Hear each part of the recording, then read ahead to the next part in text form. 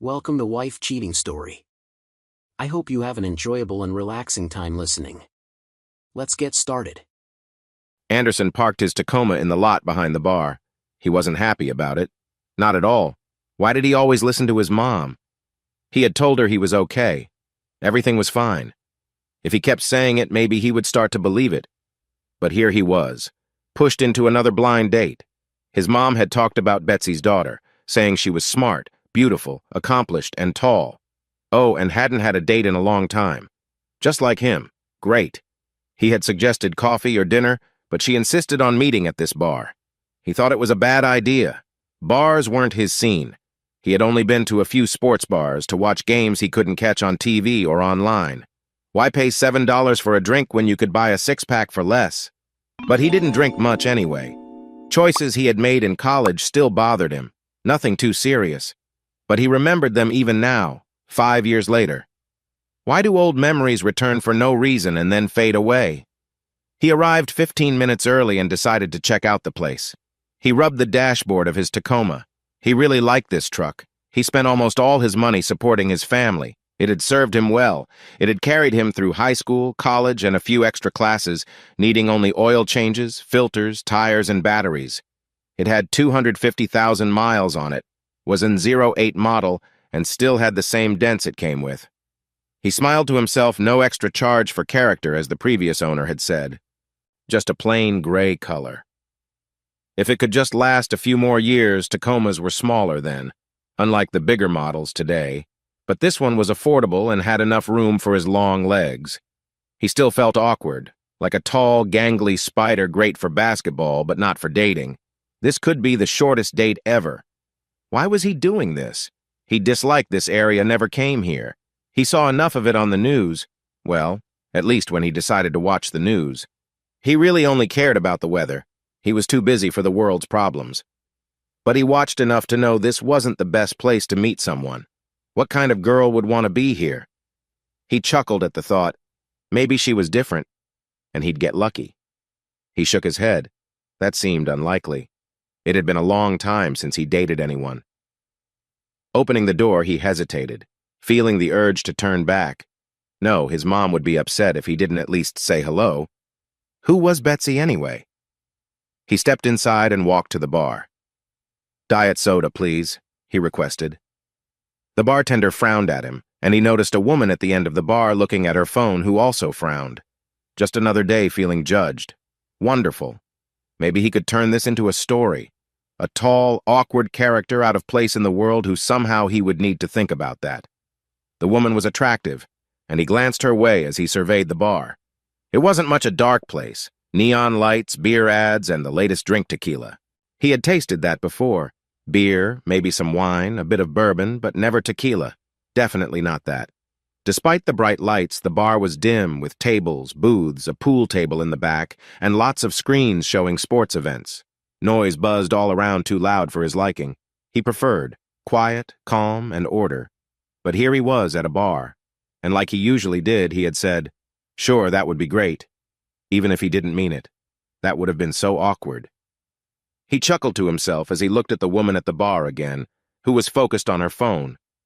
She was beautiful, with long blonde hair that shone under the dim light. Her features were soft, yet there was a strength to her.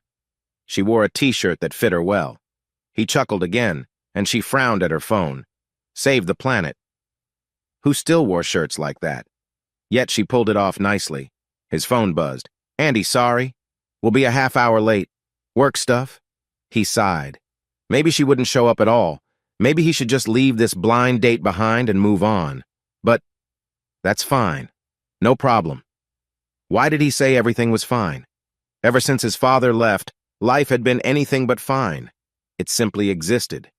He longed to be home, working on games or apps, creating new characters, new worlds, or solving problems. It was always a challenge when he received a file that needed fixing. Find the mistakes, replace the bad parts, and maybe improve a little. The last file he'd received was tricky, but he was getting close to solving it. His clients appreciated his work. He had been offered steady jobs, but he preferred the freedom of freelance work. It allowed him to take time off to hike or kayak, even if he didn't do those things often. There never seemed to be free time. Work and family took up all his hours. Dating felt impossible. Each day felt like a rush to fit everything into 24 hours. Caring for his mom and siblings kept him busy, with constant tasks and bills. Dating was far down his list of priorities. Yet, deep down, he missed having someone special in his life, apart from family. His mind wandered back to Tiffany, his childhood friend. In his memory, she had become special in 8th grade. But then her dad left, and her family moved to California. She vanished from his life. He sometimes looked for her online, but he never found anything. Looking around the bar, he noticed a girl sitting alone in a booth, nervously glancing at a man with a group of women. She seemed unhappy, her entire demeanor tense. As she raised her drink, her hand shook slightly. Wait, could it be? Tiffany! He quickly got off the bar stool and walked over to her booth, sliding in across from her. She looked up in surprise. Tiffany Granger! I haven't seen you since you moved away in 8th grade. How have you been?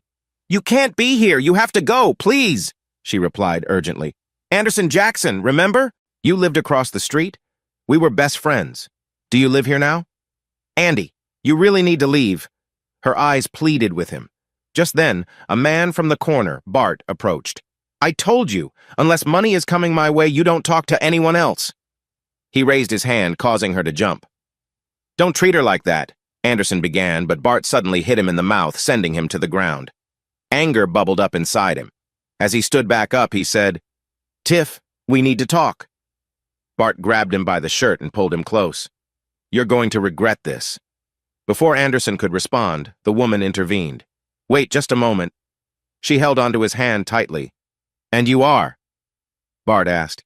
Antonia, I can't let you hurt him. He's my friend, she said firmly. I can't let him leave like this. Bart scoffed. No one calls me that.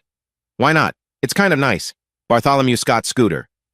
Bart rushed at her, but she sidestepped and countered, catching him off guard. In no time, Bart was on the ground, looking both bold and surprised. Antonia turned to the bartender. Have you called for help? He nodded. Tell them we need an ambulance. Now, Andy, she turned to Anderson. Wow, you're really tall. About 6'4"? He nodded. Did you play basketball? Yes, in high school, he replied. All right, Drew, have a seat right here. She helped him into a chair. Nice tie, by the way. Just relax for a moment. Turning back to Tiffany, she said, So, Tiff, I'm Antonia. You look a bit out of place here. How did someone as sweet as you end up in a situation like this? I don't. You seem unwell. You have marks on your hands and you're shaking. It's time for help, right? Wouldn't you want a better life? Tiff started to cry. Yes, but we know things are complicated. How long have you been in this situation? About 9 months. I came back to see a friend and ended up here. Every time I woke up, they forced more on me until I couldn't take it anymore. And they put you out on the streets to make money? Yes. What happened to your friend? I haven't seen her since that night. I don't know if she's okay. I tried to escape, but he always finds me. Let me see your phone. I think it might have tracking software. She took the SIM card out and broke the phone. Now let's check your purse. While searching, she found a few items and tossed them aside. You don't have any ID? He took everything. Okay, we need to be clear. It's best to leave all this behind. We can get you new things. If you stay here, you're in real danger. Do you have a place to go? Can you call anyone? I haven't talked to my mother since I got here. I can't reach out like this. I live in a hidden place. Can you stay with Drew? Drew? The guy who was with you. The one who helped you. Oh, you mean Anderson. With a light laugh, she said, Why didn't he correct me? That's how I remember him from 8th grade. Just go with it. You can stay with him. What about reporting this? I'm not sure. Listen, Tiff. This person has hurt you and may have hurt your friend too. If he did, you would have crossed paths with her. He is a threat to you, to Drew, and to others. You need to be brave and hold him responsible. The police are already on the way.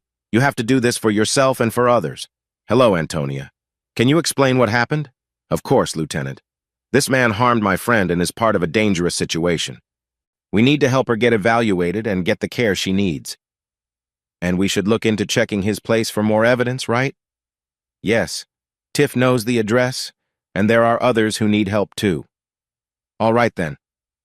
Tony walked over to Anderson. How are you doing? I'm okay. This night has certainly been something else. Can we take a selfie?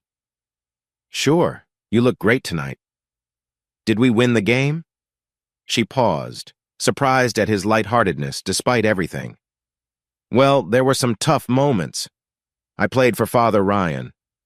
That makes sense. I remember watching some of those games. It was intense. I'll admit, those cheerleaders were fierce. Definitely. We knew every match would be tough. Oh, Drew, I'm really sorry, she said, laughing. What about playing in college?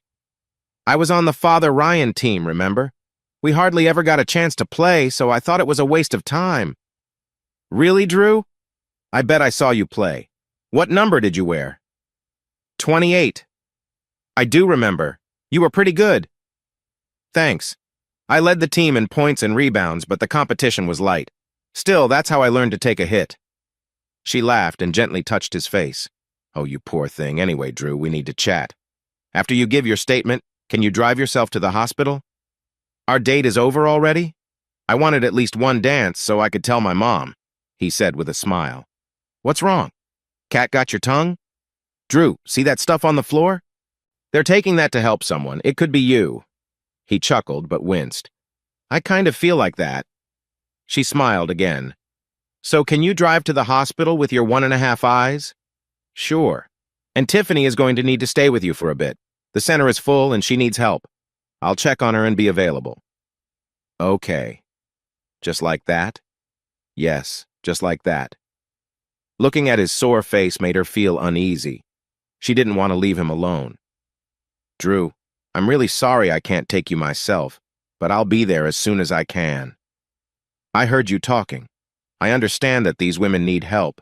You should take care of Tiff and the others. I don't know much about you or how I ended up here, but I'm glad to have met you. She took a deep breath, feeling a mixture of emotions. Good things seem to be happening. I'll manage. I always do. It'll be fine. I'll be there as soon as I can. It's okay, Antonia. Just do what you need to do. I'll be fine. 6 hours later, Antonia entered the waiting room at the emergency department. It was packed even at 3 in the morning. She looked around and saw Anderson busy with his phone. His face was swollen and one eye was shut. She noticed an ice pack on the floor next to him. Drew, are you okay? I'm sorry it took so long. You look terrible. What's going on? He smiled. I'm okay. I figured it would take you a while to get here. You look as beautiful as ever, but a bit tired. And I'm just waiting. Why haven't they called you back yet? He waved his arms, showing the crowded waiting room. They keep putting new people ahead of me. It's ridiculous. Just hang tight. She continued to watch him. Who was this guy? Most people would be upset, but after hours he was just waiting patiently. What had Tiffany said? Whatever. She felt a connection to him, but she didn't know why. Why did she care about someone she knew so little about? But she did. Why hadn't she just gone home? Sure. She approached the desk. Hi, Tony. What's going on? I need to see Hannah. Sure, she's in the East Pod. I'll buzz you in. Is he one of yours? Yes, she realized. Maybe he was really in her care. Thanks. She walked through the doors into the East Pod. Hannah was sitting there, finishing paperwork. Hannah, I need your help. Good to see you, sis. That doesn't sound good. What's up? Sorry. First off, what's going on with Bart Scott? He went to trauma. He woke up while getting his head checked, but he seemed fine. I heard you had a hand in that. She nodded. Yeah. He was causing trouble during my date. She waved her hand dismissively. Long story. He has a cut on his lip. It's nothing serious, just needs a few stitches. We can do it on a stretcher or anywhere, really. It won't take long. I can do it myself. He tried to protect me. He stepped in to stop Bart for me. He's been out there for a while and he looks pretty rough. Is there any way? Of course. Let me grab a stretcher, if there's one available, and we'll take care of him in the lounge. You go get him. A little while later, she brought Drew back to the lounge. Where's the place? Hannah pointed to the couch. Drew, lie down here and rest your head up. Oh, wow. I'm getting the VIP treatment. I've read about this. The two women exchanged glances, and Hannah chuckled. Drew, this is my sister, Hannah. Hi, Drew. Please put this gown on. Your shirt and tie have seen better days. Sure. He took off his shirt quickly, and she stared at him. Hold on. I thought you were one of those gamers just hanging out in a dark room. Where did all those muscles come from? I expected something different. Sorry if I surprised you. If you want something different, I can change it up. I hear some people prefer a softer look. Both women looked at him, unsure of what to say. And yes, I'm a gamer, but I build and fix games, making sure everything works properly. Sometimes I work in low light to see details better, but it's just at home. Anyway, about the muscles, I used some equipment while I worked. The women laughed. Tony, is this your blind date? I mean, I don't see any tattoos or scars. Antonia kept looking at him as their eyes met. Let me take care of this, Hannah. Sure? You want the big needle? Here, put on the gown and lie down. I'm going to get you ready for a quick procedure. He flinched a bit. What's wrong with you? Sorry, I couldn't help it. You look so serious. I know you want to get this done fast. Tony, who is this guy? He seems like the others, but he actually seems smart. Our moms set us up. She laughed. A blind date, and he looks like this.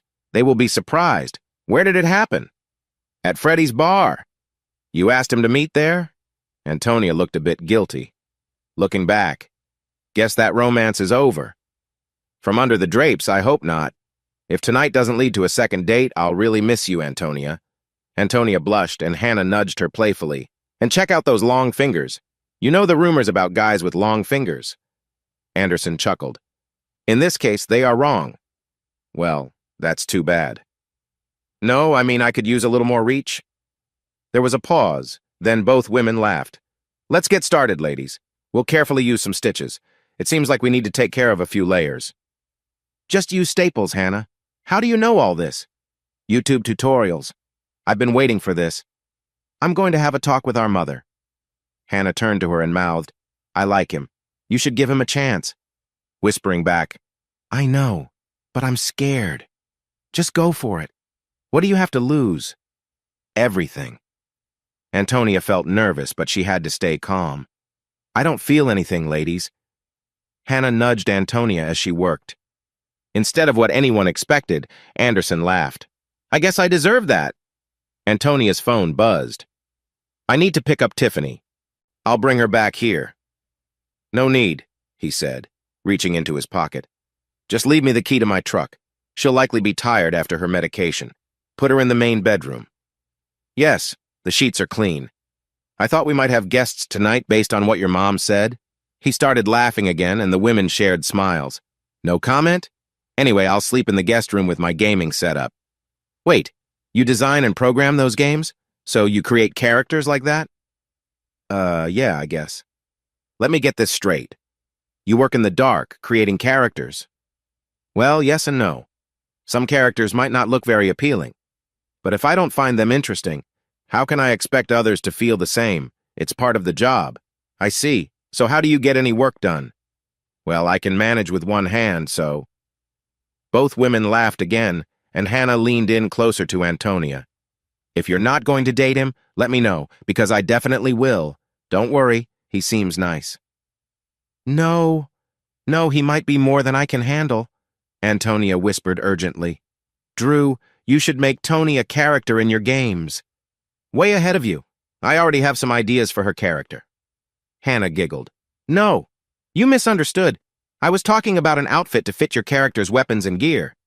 Uh-huh, sure. Did you ever see that really old movie Barbarella with Jane Fonda? You mean you're going to make me look silly? That's a different character. She wore something very unique, and the design was impressive. She lightly poked him in the upper lip, and he laughed. Hannah laughed loudly, and Antonia smiled. Oh, nothing like a creative mind dreaming up funny ideas. Hold still, Drew, and stop moving. One more stitch. Hannah, can you finish up? I've got to go. Okay, Drew, see you later. Sorry about tonight. Tonight was great, Antonia. Quite the experience. Nothing to tell Mom, though. After she left, he asked, Why does she call you Drew? That's not what you put on your sheet. Nope. My name is Anderson Horatio Jackson, Jr. I'm not sure where she got Drew from. All I know is that Bart had me on the floor and was about to change my look when she asked if I was Andy. That's what my mom calls me. If she'd have asked if I was Drew, things could have gone badly. Actually, I probably would have lied and said yes to see if she would help. I had no idea she could do what she did. Pretty impressive. Hannah laughed again. Anderson Horatio Jackson. You're quite the character. Okay, all done. Here are your instructions, but I'm sure you looked them up online. And I guess you're going to take your own stitches out in a week to 10 days. He nodded. Well, it was nice meeting you, Anderson. And by the way, she likes you. In fact, I'm not sure I've ever seen her look at anyone the way she looked at you. You think she likes me? That would be great, but a little hard to believe. I mean, we really haven't even talked much, and all I did was get hurt. She's an amazing woman, but she might be nervous about opening up. Some past experiences can make that hard, so please be patient. Understood. And thanks for bringing me back here. Sorry I acted up. No, you were a nice change from the rowdy crowd I'm going back to. Good luck with everything, Anderson. I hope to see you again soon. The drive home was tough, one eye shut and the other partially closed. He unlocked the condo door with the spare key he kept in the truck. As he stepped inside, Antonia was already moving and surprised him. He flinched. Oh, sorry, Drew. I was asleep when someone asked, "How's our patient?" She's sleeping. Here are her instructions and medications. Keep them safe. Don't let her get to them. It's going to be a tough few days, but she has a strong spirit and is not as broken as others. And, looking into Anderson's eyes, I believe you will give her strength. She trusts you. Was there anything between you two back then? Nothing official. We were best friends, and I always hoped we'd be more, but she moved away in 8th grade and we lost contact. That was it. Well, you'll be living with her for a while and helping her a lot. It's normal for feelings to grow. So what should I do? She looked at him thoughtfully. Tapping his chest lightly, she said, "Follow your heart, Drew." Taking a deep breath, she added, "I have to go. There are 4 others in a holding area, and they aren't doing as well." They're under arrest? No, not exactly. The center is just full. What happens to them? That's the issue. They will be sent back to the streets with no support. It's awful, but we can only help a certain number at a time. It's like animal shelters. When they get too crowded, they have to make tough choices. Could they stay here? I could move my things to a hotel or something. 5 of them could stay here, and I could bring food or clothes. That would be better, right? Would being together help? I think being together would help. They've been through a lot together. But would you really move out for them? Why would you do that? They need help. You can help them too. I understand that you're busy, and I'm not the best fit for the situation. You could assist as well. I'm just trying to think of options. I'm willing to help with what I can. Just make sure you keep your information secure. She recalled a story about someone who had been taken advantage of while trying to help another person. They caught her, but a lot was already gone. I understand. I'm new to all this and never thought I would get involved. I could see how the others are doing, and if moving them here is best, then I can clear my things out. She stood quietly, studying his face, which was bruised and hard to read. She felt drawn to him, curious about his situation. She moved closer, her feelings mixed with warmth and uncertainty. Suddenly, dark memories flooded her mind, making her freeze. No, there's too much happening. It's not the right time. I need to go. As she turned to leave, he gently took her arm and pulled her back. You feel it, don't you? It was not a question. I know you do. I do, Drew. But it's just no one has ever tried to protect me like this. No one has ever done what you've done without expecting something back. But I'm scared, Drew. You don't see... He pulled her closer, and she felt her strength fading. It was complicated. She needed him and his support more than ever. As she leaned into the moment, the darkness surrounded her, but maybe he could help her find peace. What? He asked, noticing her pause. Like you said, it's complicated. I want to spend time with you, he said sincerely, but you need to check on those others. They're younger than Tiffany, but they've been there longer. They can't stay in that place. They didn't choose this, and must be terrified after everything they've faced, she agreed, understanding. And besides, I know nothing about you, other than I was supposed to find a tall woman named Antonia who turns out is a fighter. I'm sorry, Drew, but who for some reason calls me Drew? The fear disappeared from her face and she smiled. Because Andy just didn't fit. I thought your name was Andrew, so I used Drew. She touched his face. Drew suits you, but I love the name Jackson. I'm not sure why. What about Horatio? She chuckled softly and shook her head. No, not Horatio. It doesn't fit. Is that where it comes from? Yes, my dad loved sailing but left when I was young, never to return. Anyway, I don't care what you call me as long as you're here. There it was again, his heart reaching out, trying to connect with hers. She wanted to stay. I'll keep an eye on Tiffany. You figure out what needs to be done and take some time to rest. Drew, I know, I feel the same. He quietly checked on Tiffany. She seemed to be sleeping due to the medicine. He gathered his papers and went into the hallway, only to meet Tiffany. She saw what he was doing, started to cry, and ran back into the bedroom. He hurried after her. Tiff, I'm sorry. No, I'm sorry, Anderson. I can't be trusted. You shouldn't trust me. I feel like a shadow of my past self. Lying and stealing were actions he never imagined he would take just a few months ago. I just want to end it. Please help me, Tiffany said, her voice filled with sadness. He hugged her, feeling the depth of her sorrow. She rested her head on his shoulder, shaking. He felt a strong need to comfort her, like she was family. Yet he couldn't ignore the connection he felt with Antonia, which only mixed up his feelings. He was scared of losing everything and had a growing need to help Tiffany. He had just met her, but emotions were running high. Life was complicated. He had duties to his family, and those responsibilities never seemed to lighten. He worked hard to support his mother and younger siblings. Despite all he did, he felt trapped, with little left for himself after all the sacrifices.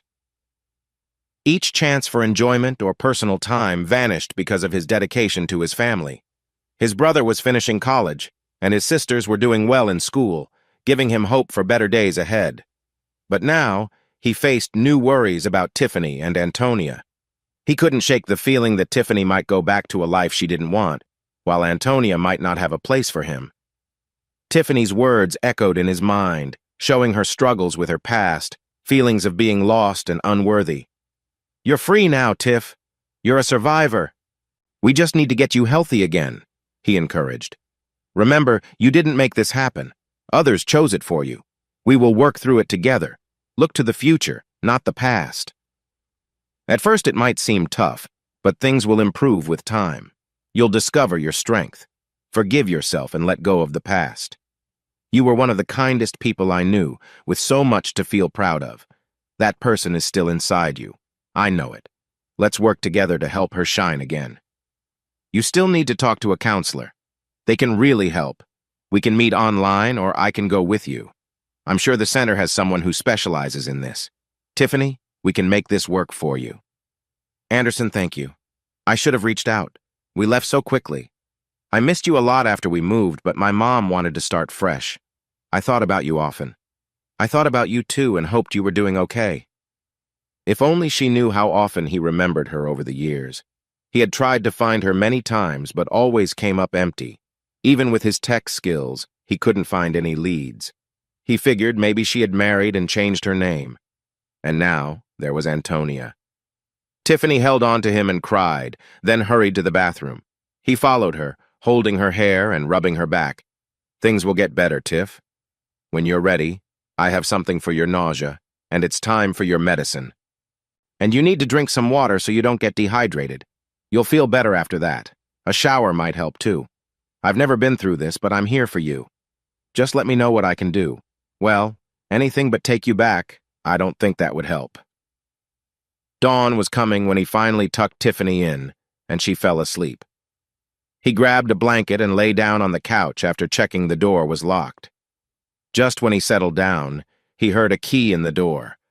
Suddenly awake, he looked for something to hold, ready for trouble. But it was just Antonia bringing in 4 exhausted young women. Tiffany still seemed clear-headed, but the newcomers looked scared and lost, like little kids unsure of what would happen next. "Everyone, this is Drew. He's a kind and caring person who will do everything he can to help you get better. And you will get better. Don't let this situation take away your future. Drew, these are Isabella, Victoria, Ronnie, and Amelia. Hello, it's nice to meet you. Antonia, is there enough room here? I only have one bed. Drew, this place is much bigger than where they were before. It'll be fine." Starting to worry, he said, "So should I get my things and find another room?" "Nope. I have to go to work. You need to stay here and watch over them, feed them, give them their medications, and keep an eye out for any issues. You'll be like a caretaker." "But they're all girls. It wouldn't feel right. These women lost their childhood a long time ago. They've gone through a lot already. There is nothing you could do except make them feel helpless and take away their choices and make everything more complicated." Antonia looked at him seriously. It was hard to understand her expression, but he could see he was worried about them total strangers. He cared about their emotional well-being. "But I don't know if I can handle this." "Didn't you say you have younger sisters?" "Yes, one is in college and another is about to start her senior year." "Perfect. Just follow my lead and you'll be fine." "But I thought you were—" She looked at him, and he noticed fear and doubt on her face. "I can't, Drew. I just can't. Girls, Ladies." He shot Antonia a look of disapproval. "Antonia, can we talk for a moment in the other room? Ladies, please sit tight. We'll be right back." She followed him. "Drew, As his frustration grew, he said, "Do you really think they feel like women? I promise you they feel lost. You told me to treat them like my sisters, and that's how I will treat them. I'm sorry if that bothers you." She flinched at his tone. His face was swollen, one eye nearly closed. It must hurt, but he hadn't complained. No ice, no rest yet. She had asked him to go out and get supplies for himself. Why hadn't she done it? He was tougher than he seemed braver. He knew he didn't stand a chance against Bart, yet he had defended Tiffany and her. It was risky, but brave and selfless. He was dealing with new responsibilities, lacking confidence, worried he wasn't meeting expectations. She wanted to comfort him, but they had just met. For some reason, she felt drawn to him, but her own fears loomed large. Just 5 hours ago, we felt a connection. 5 hours ago, she thought they would at least work together to help these women. And now it was a sudden goodbye. What was happening, Antonia? I should have known you would bring trouble. I know nothing about you, yet I bet we are very different. I expected some challenges, but not within just 5 hours. She was surprised by his ongoing anger. She had misunderstood him, thinking he would take a breath and move on. But Drew was not okay. She could see it. There was anger and hurt just beneath the surface, much like her own. Drew, I'm sorry, I just can't do this. Do what?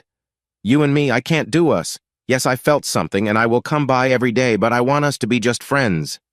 Is that okay? He took a deep breath, sighed, and shook his head. He realized he had allowed himself to be vulnerable. Fine. No, it's not okay. We will not be friends. We will be colleagues, and I will try to treat you that way. With sarcasm, he added, So now, colleague, I have one bed, 2 rooms, and several women. I have no idea what you do, but I work hard. I support myself and help my sister in college, my sister in high school, and my mom. I pay for unexpected expenses and their auto insurance. I have to work. She shifted, realizing how much he was juggling. Can we figure something out? With my condo's layout, can 2 of them share my bed, and I'll get single beds for the others? Can they all be in the same room? She nodded. So I could keep my computers where they are and work while they watch TV or sleep? She hesitated but nodded again. I don't want to overburden you, but can you keep an eye on them for about 3 hours while I buy beds, sheets, clothes, and food? She agreed. I'm starting from scratch for these women. I don't know their sizes or what they might need. Basic clothes would be fine. Yes, I can wait for you to come back. I assume I shouldn't trust them completely, so they need to stay inside. Yes. What about check-ins at the clinic? What does your sister do? She's a physician assistant. Great. Can she come help check on them? Make sure they're okay? Why? Are you... His frustration was clear, and he tried to stay calm. In a calm voice, he answered, No, they've been through a lot, and I think they should be checked for health reasons. Isn't that what you'd expect at a facility? You're right, Drew. I'm sorry for suggesting otherwise. Let's keep things professional. I won't touch anyone until they are ready to go home or wherever they want to be. That may take some time, right? Even Tiffany? Feeling overwhelmed, he sighed. Why do you care? Yes, even Tiffany. She felt shaken. This was harder than she had thought. She wanted to comfort him, but it was difficult. It could take several weeks, as their reactions can vary. They'll need time to adjust back to their lives. So, possibly a year. Maybe? Good to know. I'll be back from my first trip as soon as I can. He left with a determined voice, trying to hide his worries. Hello, everyone. You all seem tired and worn out. I want to recognize that you have been through a lot. I'm not sure how long it's been or what your lives were like before, but I'll do my best to support you. I will help you get better, to help you recover and return to a normal life, to go back to your families or wherever you want to be. As Antonia listened, she felt even more impressed by his kindness. He truly cared for the women he didn't know. Guilt filled her as she realized how much tougher she had made things for him. I have sisters, he went on, and they looked at him. And I know a bit about what women need, but I don't know much about recovery. But I will listen if you want to talk. I'll treat you like my own sisters, with a smile. Or maybe even better. There was silence from the four. Okay, I can't promise I won't make mistakes, but I'll do my best. If you need anything, just tell me. If I'm doing something wrong, tell me. If you can't stand my coffee, let me know. He looked over at them. So, first question, there are 5 of you and 1 big bed. Can 2 of you share it, or should I get more beds? From behind him, Tiffany said, 2 of us, or even 3 could fit, I guess. He turned to check on her. Tiffany, good to see you. How are you feeling? Not great. Drew, anything you do is better than what we had, so 3 beds would be good. Where are you going to sleep? Well, if I sleep at all, I'll be in the guest room, I suppose. Honestly, Tiff, we'll have to see how it goes. I'm going to run to the store to get supplies since you're all traveling light. He smiled, but no one returned it. Believe it or not, my colleague Antonia is in the bedroom and will be here if you need anything while I'm out. Oh, there's a bathroom there, and another in the bedroom at the end of the hall. Feel free to use any food I have here. Here's the TV remote. Antonia can help you with anything else? An hour and a half later, he returned with 2 sets of bunk beds and an air mattress, carrying them up the stairs while Antonia made sure everyone stayed inside. He quickly got out his tools, put the beds together, and arranged the room. Antonia, see if you can work with them, or at least Tiff, to decide where the beds should go. I got the bunk beds to leave as much space open as possible. I'll go out for another load. Thanks. She nodded. Off he went to the store for scrubs, sports bras, shorts, t-shirts, and socks. He almost forgot the socks. What about shoes? Did they have shoes? Next trip. Starting at the top. Shower caps, rollers, brushes, toothpaste, toothbrushes, mouthwash, and more. Towels, sheets, and blankets. Then he grabbed some sweatshirts. The back of his truck was full again, back to the condo, carrying load after load up the steps. Antonia, can you have the girls make the beds and sort through things? Make a list of what I forgot? I need some personal items. I'll get them at the grocery store. At the grocery store, he filled 2 carts and was about to check out when he received an urgent call from his security company. He answered the security questions and confirmed that everything was fine with the charges. After checking out, he made 1,000 trips up the steps and started putting things away. Sorry it took so long, Antonia. How are things with the girls? Did they eat? I gave them their medicine and they had some coffee, but they're not too hungry. It seems normal, she replied. Seeing his tired face, she remarked, Drew, are you okay? You look really worn out. Yeah, everything's fine. I'll just finish putting things away, check on everyone, set up my bed, and figure out something light for dinner. His phone rang. Oh, it's my mom. I need to take this. Thanks for waiting and sorry it took so long. See you tomorrow, I guess? She nodded. He walked into the computer room and closed the door. Hi, Mom. Oh, hold on a second. Antonia, please lock the door on your way out. Thanks. How was your date? Very interesting. Yeah, he said with a smile. Antonia was just leaving. Well, yeah, we kind of spent the night together. What? Her mom heard that Hannah said Antonia really liked me? He sighed. I'm pretty sure that's not how it went. Still smiling, he added, I met Hannah when I was at the emergency room. No, I'm fine. I don't need anything. Just the usual bar incident. No big deal. There was a knock on the door. Drew? I'm not feeling well again. Could I have one of those nausea pills and some Tylenol? Sure. Give me a sec, okay? I'm on the line with my mom. Oh, okay. Drew, you look terrible. You need some ice. You need to rest. Now, say hi to her for me. Who was that? He smiled. Tiffany Granger. Yup, it's been a while. She was part of that incident. How did we meet? Well, it's a story. He chuckled to himself. You'll never believe me. Last night was a handful.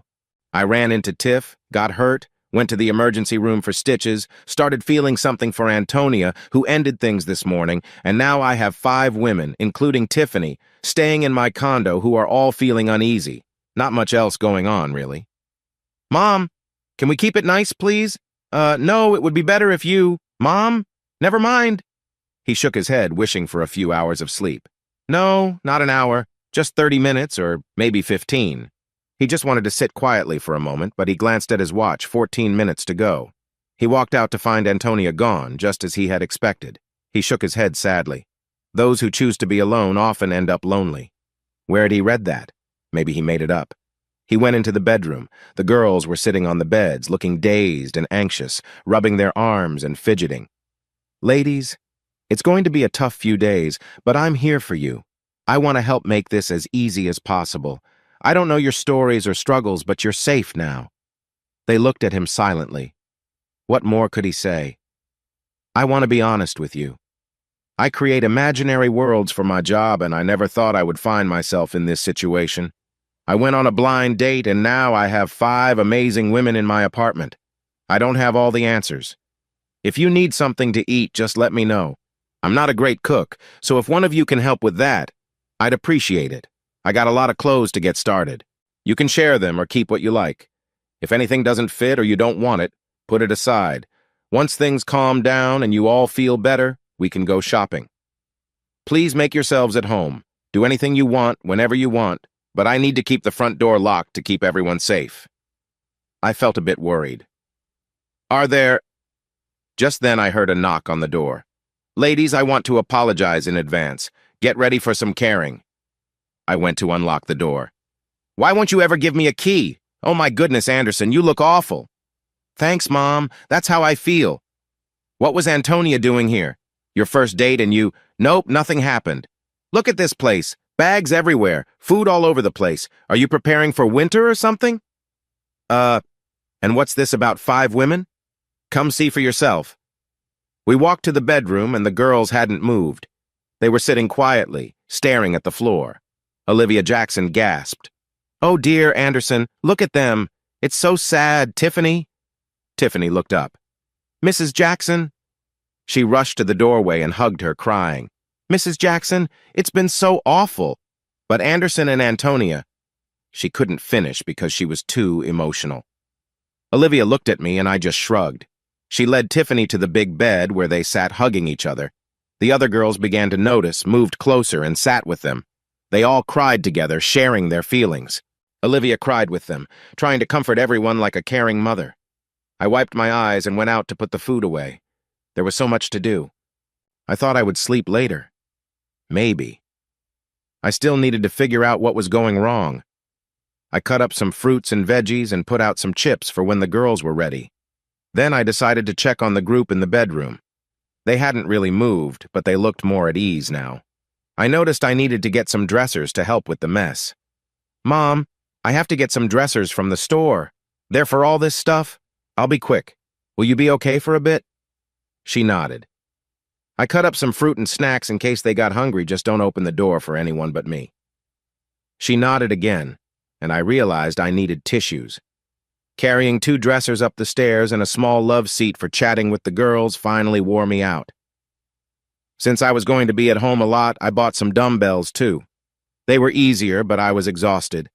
I collapsed onto the small love seat and fell asleep right away. Later, Tiffany walked by, waiting for her turn in the shower, and saw me lying down, nearly falling off. She made my bed, covered me with a blanket, and gently touched my forehead. Maybe she could get through this. Maybe with my help she could see a better future. Just a day ago, she wanted to escape the nightmare. Now, maybe there was hope? A few hours later, I woke up suddenly. Someone was in my room. Turning on the phone light, he saw 5 women looking at him. I guess I fell asleep. His legs felt sore from hanging over the edge, and his vision was still blurry in one eye. So, how are you all doing? Sorry for dozing off. He checked his phone. Oh no, you all need your medicine. Did you eat? You look good in those scrubs. I forgot my pajamas. I'll try to get some tomorrow. The women looked back at him blankly, except Tiff. How was she still so hopeful when the others seemed so down? Tiff said, "We're okay, Anderson. Your mom brought us food, but we weren't really hungry. We do need some medicine. We're feeling a bit shaky, but we didn't want to wake you." He stood up and stretched. "I suggest not sleeping on this thing." Tiff smiled slightly. "Okay. Just remember, ladies, you can wake me up any time. Helping you all is my main goal. I want to make sure you're better and away from bad places, please. We don't want to go back there." He pretended to be upset and continued, "I would feel like a failure if..." But there was silence. Tough crowd. "Got it? We need to keep the front door locked for your safety. I don't know what Bart and his friends are up to, but we need to be careful." Looking a bit embarrassed, he added, "Antonia, who knows a lot, said you might feel hopeless or want to go back to old ways, especially early on. If you feel that way, support each other and let me or my mom know. We can and we will help you. Stay strong, there is so much life ahead." He looked at them. "Any questions?" Tiff raised her hand. "Are we supposed to call you Anderson or Drew? Antonia called you Drew." He chuckled. "Not the question I expected. Call me Drew, short and simple." "Great. Let's get that medicine. Oh, and tomorrow, Antonia's sister will come to check on each of you and do some tests to make sure you're all healthy. I'll also arrange for counselors from the center to talk to you. It'll likely be through video, but we'll see what they say. In the meantime, this is your home. Do whatever you want, whenever you want, and look out for each other. You 5 understand what you've been through better than anyone. So please support each other, and let me know how I can help." The next morning, after many attempts to improve a code, he spoke with the center. They insisted they needed to check on the women in person and interview him to make sure he was treating them well. Whoever Miriam was, she annoyed him. He needed to work on his frustration. He tried to explain that his truck was old and only had 2 seats, and he couldn't keep an eye on the others. Even his mom's car could only fit 5. He got a cold response from the screener. Feeling stuck, he went online and kept searching. After an hour of looking, he finally found what he needed and made a down payment. At noon, Hannah came over with all kinds of supplies. "Hi, Drew. You still look tired. When do you think I'll finally see those good looks you talked about last night? I took a quick look this morning while showering. Smiling, it seems like it will be a while. I can't really go in and help, can I? They're girls, right?" "Right. But it would be nice to have someone here. I called my mom. I asked her to come over around noon." "You asked your mom?" "Of course. I'm not shy about it. She came last night, and it really seemed to help the girls. She should be here soon. Once she arrives, before you say anything else, how did it go with Tony?" He frowned. "It didn't go well. We had a few moments together, but she wanted to stay just friends. I told her if that's how she wanted it, we would just be colleagues. Drew, she likes you. I don't have to do anything, Hannah. I told her how I felt. I have 5 women in my condo who need my help, and they are taking a toll on my resources. The center says I have to bring them in for counseling. They won't do a video because they think I'm taking advantage of them. I own a little truck, Hannah. Just a truck. So as soon as my mom gets here, I'm going to buy a van. I'll trade in my old truck, which has over 250,000 miles and isn't worth much. And with almost no down payment and a high interest rate, by the end of today, I'll spend about $25,000 to $30,000 on this alone. So no, Hannah, I can't be patient or understanding. I need to focus on making this work and still find time for the 10 hours a day I usually work. Oh, and I need to check on my mom and sisters since my dad left us to handle everything. Hannah stood close, looking into his one open eye before hugging him. I'm sorry, Drew. My sister has a hard time with relationships. You're making an incredible sacrifice that almost no one else would. Without you, the girls would be in a bad place. I know it's tough, but remember you're saving 5 lives. I'll help in any way I can. If you ever need funds, I can help whenever you need. But I'm pretty sure you won't want to take it. You're one of those everything is fine people, aren't you? There's the door. Let your mom in and go get the van. You don't have to do this alone. Just tell me how I can help. He nodded and walked out of his room. Hannah shook her head. Tony really made a mistake. She could have helped you feel better. Now you might feel lost and alone. Oh, hi, you must be Drew's mom. I'm Hannah, Antonia's sister. I need to check on the women's health, take some samples, and look for any issues, so please bear with me. Sure. I met them all last night, and luckily this checkup will be different from what they've been through before. You understand the commitment your son is making for these girls. He's given up a lot since my husband left us without any savings. I wish he could find some peace, but he won't rest until everything is settled. He has always looked out for us, and he won't let these girls go without help. I hope he can find some happiness soon. I don't know all the details, but I think your sister hasn't helped things. Nope, she made it harder. Not what he needs right now. Hours later, the women look healthy, and there are no signs of infection. They all seem anxious, irritable, and a bit down. They show the usual signs, but the medications seem to be working. Being together seems to help. They've been through a lot together. It's interesting how Olivia connects with them. Maybe that nurturing side of her is just what they need. If Drew can stay positive and calm, you should have heard him during the small procedure. He drove back into the parking lot, thinking about his truck. The van felt different, bigger and clunkier than his old vehicle. He paid attention to how the van handled and decided to appreciate it since he would have it for a while. Hannah had left, but his mom was still there. Hello there, ladies and Mom. She playfully tapped his arm, and he received a smile from Tiff. I brought some cheeseburgers, fries, and milkshakes from a popular fast food place. I thought it might have been a while since you had a treat. Mom, you're welcome to join. I got a large one for you. He winked at the girls, earning another light tap from his mom. No thanks, Anderson.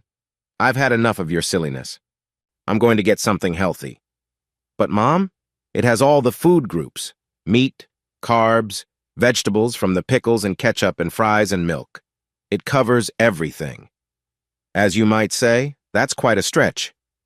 The girls watched their playful exchange, seeming to enjoy it but looking nervous and fidgeting with their food. Drew felt a wave of emotion seeing their discomfort. What if we all sit at my new table and I'll share the food? They sat down quietly.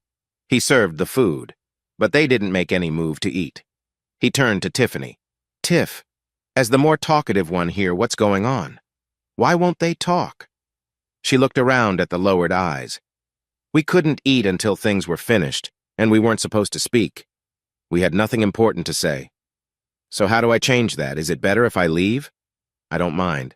I'll go into another room and work or something. That might be best. Drew, you're doing everything right. It's us, not you. They talked a little to your mom, so they're getting there. So why aren't you like them? She sighed. I wasn't there as long, and for some reason Bart was easier on me, except when I tried to leave. I wouldn't let him break me. He would have if I had been there longer. Another month or so, and I would have been like them. We come alive when customers come in, or we get punished, but then we pull into ourselves and wait for the next time. You can't believe how thankful I am that you were there to help. They are too, we talked about it. Oh, so they do talk? Yes, Drew. We talk. Okay, girls. They looked up at him. You are really going to hurt my feelings if you don't at least try a few bites or drink your milkshake before it melts? Please, would you like me to leave? They barely shook their heads. Do you want me to tell you some jokes? They actually looked at him, and a slight smile appeared on their faces as they shook their heads again. Well, ladies, looks like burgers and fries were the answer. You all actually ate something. I was starting to think you had snacks hidden away in your beds or something. Remember, part of getting better is taking care of your body, you know. Healthy body, healthy mind. So I'd like to lead you all in some exercise to start. All eyes were on him, starting to sparkle a little. Drew, So I'm guessing that's a no, Tiff? She nodded. Well, there's nothing interesting on TV, not even any games. There's a great National Geographic show about frogs in Borneo. Really incredible. I've seen it twice before. Learn something new every time. There's this one that creates this strange, protective slime. Drew. So, here's the deal. I'm here with 5 lovely women, and we are going to stick together for as long as it takes for you to get better and then go home, go to work, go to school. See, that's my problem. It's Sunday evening, and I don't know your names or anything about you. Let me try to remember, pointing at each person. You're Rosie, Lily, Ivy, Pansy, and Gertrude, right? He paused for a moment and added, No, I got it. It's Ronnie, Victoria, Amelia, Isabella, such lovely names, and Tiffany. I knew quite a bit about Tiffany up to the 8th grade, but not much since then, and I don't know anything about the rest of you. Well, I guess you don't know much about me either. He looked around the table. Hi, I'm Drew Jackson. Some people used to call me Anderson. I'm 28 years old, and I drive an old van that I still think is pretty cool. I create and work on computer games for different platforms. I like to think I have some talent in that area. I put a lot of effort into my work and take care of my mom, brother, and 2 sisters since my dad left for a personal journey when I was 16. I don't hold any bad feelings towards him, and I have a silly sense of humor, so I hope you'll laugh with me soon. Any questions? Let's see. You've met my mom. My sisters can be annoying, but I really do love them. They are much smarter and better looking than I am, especially right now. I scrub up okay when I'm not dealing with bumps and bruises. He glanced around playfully. Don't laugh. I can see a few smiles. You are allowed to smile, though. Please? It would be great if you could all start smiling again. So, how about we go one by one and you can tell me a bit about yourselves? Ronnie, you volunteered to go first. Why don't you step into my office and I'll join you shortly? She exchanged a glance with the others and walked into his room, closing the door. Now the rest of you, I have a Kindle with a few books. You could read something. I love books, but I don't have much time for them besides work and TV. Antonia and the folks at the center advised me to limit your phone and computer time. I'm sorry about that, but they worry you might talk to the wrong people. I promise it won't be forever. Now I'll go talk with Ronnie. Remember, when it's your turn, share whatever you want or just relax and enjoy the time. No stress. He opened the door again. Ronnie stood there looking nervous. Drew took a moment and spoke softly. Hey, Ronnie, no pressure, okay? I just want to chat. Let's sit and talk just as friends. You're amazing and I want to know you better. Take your time. He stepped back to give her space. The other girls watched him curiously as he rejoined them, taking a calming breath. Looks like you've had some sun, Lumpy.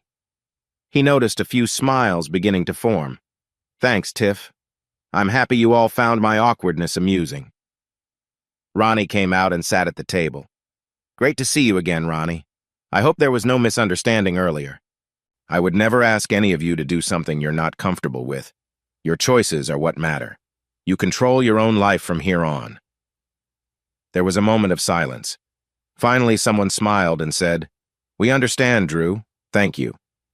So, Isabella, do you speak English? Drew asked. As he struggled to keep up with the conversation, he was typing in his translator and said, I speak a little Spanish? She pinched her fingers together. Yes, and it's not great. True, thanks. Isabella smiled, saying, I actually speak English. I pretended not to. It was just easier that way. Oh, thank goodness, Drew replied, relieved. I was planning to sign up and I wanted you to sign up too and get an AI program. But never mind about that. Taking a breath, I asked, Would it be easier if I spoke to both of you at the same time? Tiffany nodded. All right, let's try that. Tiff, Amelia, why don't you two go in first? Then I can talk to Victoria and Isabella. After a moment, I followed them. When I opened the door, the 2 women were standing there. I glanced at Amelia but focused back on Tiff for just a second before turning around and walking out, closing the door behind me. In the living room, the 3 were trying not to laugh. Are we next, Drew? Victoria asked. I shook my head but smiled. No, Victoria, I think I've seen enough. That's boring, Drew. Sorry about that, Isabella. Tiff and Amelia soon returned. I think we've made a lot of progress tonight, no need for the speech therapist like I thought. So I'm going to work for a while. You all do whatever you like. By the way, it seems like it's time for some medicine. Everyone looks a bit anxious. Who needs some nausea medicine? Look, I have to say that I'm so proud of all of you. You're doing better than I expected or read about online. It's been around 48 hours now, step by step, hour by hour, day by day. A tear filled my one open eye, and Isabella gently touched my arm. Thank you, Drew. Thanks for everything. But I'm a little hurt that you didn't want to see me. I started, but she patted my arm again. It's all right, Drew. Just relax. You're doing well. Monday morning was bright and sunny. The curtains were open, and I took a look outside before knocking on the door and walking into the bedroom. Good morning, ladies. The sun is shining, and you've got appointments at the center in a couple of hours. So you need to get up and dressed. I've got coffee, scrambled eggs, toast, and that helpful medicine for you. Complaining won't change a thing. You all look a bit worn out, just as expected for this recovery process. The center wants me to bring you in, even if all you want to do is stay in bed. Sorry, that's just how it is. So, enough grumbling. Do you need anything else? My phone rang, so I stepped out and closed the door. Hi, Antonia. How are you? Yeah, I actually have 2 eyes now, well, 1 2/3. No, they're doing pretty well. They've started talking a little nervous, anxious, and dealing with some ups and downs. But that's normal. Just going through the checklist, they have all the usual feelings. Nope, I'm fine. Everything is okay. No issues here. You're welcome to come over and check on them. I'm sure they'd like to see you, the one who helped them. But I'm about to take them to the center for their first counseling session and health check. Yes, Hannah was here, but there aren't any lab results yet. My mom is coming over for her session after that. Yes, I got a van to transport everyone. Just like the song says, another day older and deeper in debt. As soon as the bills come in, I might end up in trouble. No worries. Yeah, I'm a bit worried one of them might run off. I'm pretty sure I can keep up, but just to be safe, I have a few plans in place. I laughed. Just kidding, Antonia. Well, it's time for the others to join me. I need to go get their medicine. Thanks for calling and for your help the other night. I appreciate it. Feel free to drop by and see them if you want. Have a great day. Bye. A feeling of emptiness settled in my chest. I should have told her I wanted to see her and asked for a chance. Smiling to myself, I figured that would have probably been a mistake. He had already shown he wasn't tough by getting hit so many times. Asking for help probably wasn't smart, especially with Antonia. He missed her but knew she didn't see him that way.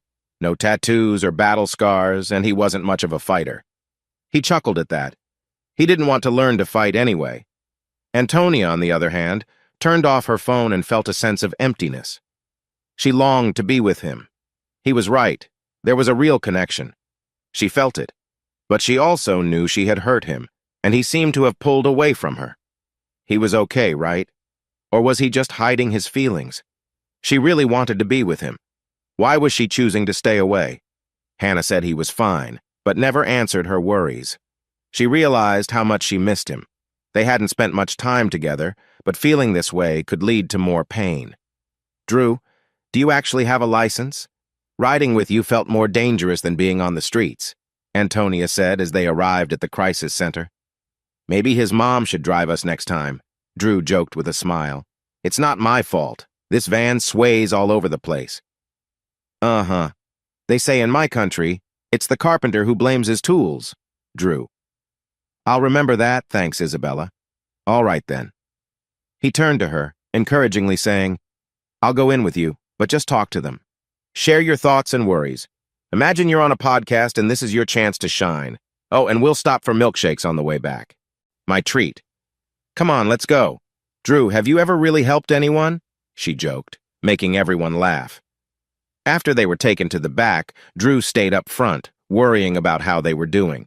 He thought of movies where people had big moments but then fell apart. He had tissues ready. When the girls came out looking upset, they walked to the car. So, how was it? He asked. A waste of time. They just talked about my home life and why I felt sad. She didn't get that I was fine until I got drugged at a party and woke up anxious, one girl said. Mine couldn't understand that I wasn't a runaway. Someone took me from my own bed while I was sleeping, another added. Remember, this was just the first session. It might take a few for you to get to know the therapist, Drew reassured them. Did you all have the same therapist? We had 2 in 1, all women. Really? Were they nice? He joked, dodging a paper thrown at him. I told them how you kept trying to get to know me in different ways, one girl teased. Yeah, and I said you always film everything, he replied, laughing. The mood lightened as they drove home. Day 3 was supposed to be tough, but they seemed to be doing okay. They were uneasy and having trouble sleeping, but their spirits were slowly improving. They were working together, sharing stories to support one another. He observed, I give up, as he listened to their laughter. His mom visited every day, trying to get them involved in baking or just talking. Most of the time, they just sat together, sharing stories while Drew went to get supplies. However, they were often on edge, and someone was always awake at night, walking around. Even with their medications, he felt anxious about everything. He was overwhelmed with laundry, dishes, and cleaning, and while the girls offered to help, they often got sidetracked. Work was piling up too, and he worried about losing clients. He pushed himself to connect with them, learning more about each girl, though their chats were brief.